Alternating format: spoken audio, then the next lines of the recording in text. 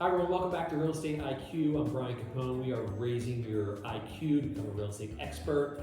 You may have seen in the news recently that since 2019, the Philadelphia area has seen a 500% increase in $1 million home sales.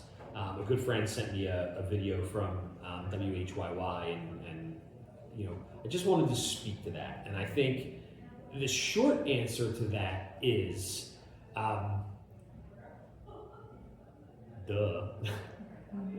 Philly has been undervalued for a long time, and people are starting to catch up. So, little sarcasm there, but I think there's an element of truth to that.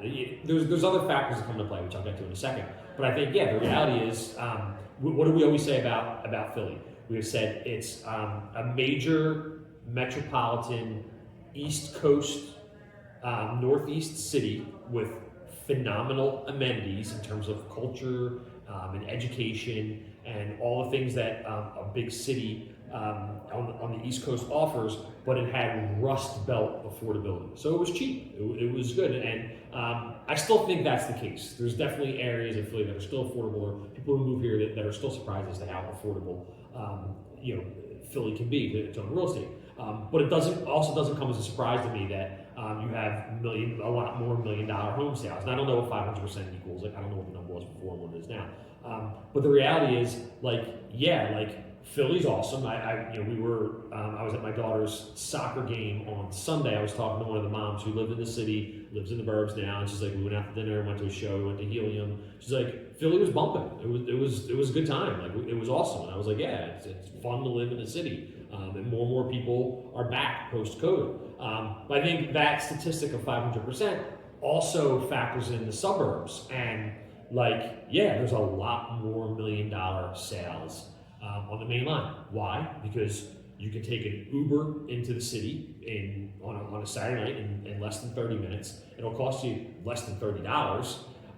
But you also have Lower Merion schools, or you have a ton of other educational options out there. So same can be said about I'm not a Jersey guy, but Haddonfield and Collinswood, right? I'm sure there's a ton of $1 million sales there as well. But again, you're over there, but you're a quick jump over the bridge and you're into the city. So it doesn't come as a surprise. We can get into debate whether it's a good or it's a bad thing, right? So it's good in that it increases equity, so to speak, in existing homeowners' properties, right? Because if you have a bunch of $1 million sales on the block, you could say that your value has increased, and that's a good thing. What's the negative of that? Negative could be that your real estate taxes could go up. And this is where I understand where you're coming from. You have, let's just say, a senior citizen or an older person who's living on the block. Yes, when they decide to sell, or God forbid they pass away, their house is going to be worth $100,000 more, and they're going to get that money. But if their taxes go up $1,000 a year or $2,000 a year because assessments have gone up across the board and they're on a fixed income, that's a problem for them. So there's always the positives and the negatives of increasing values. A negative could also be just, again, in general affordability, right?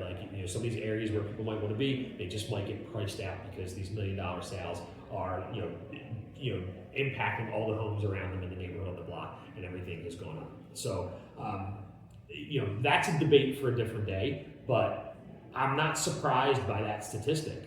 I said duh for a reason, because I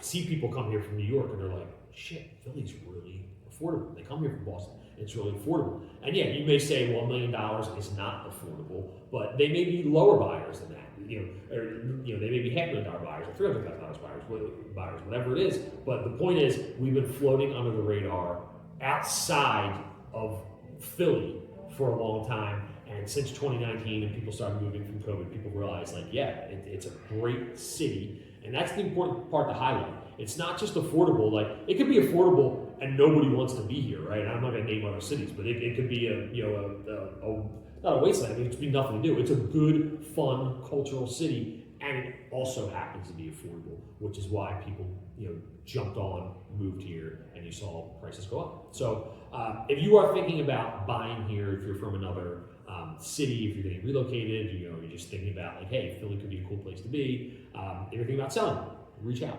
I'm Brian Capone, Capone for your home team. This is Real Estate IQ, where we are raising your IQ to become a real estate expert. Thanks for listening.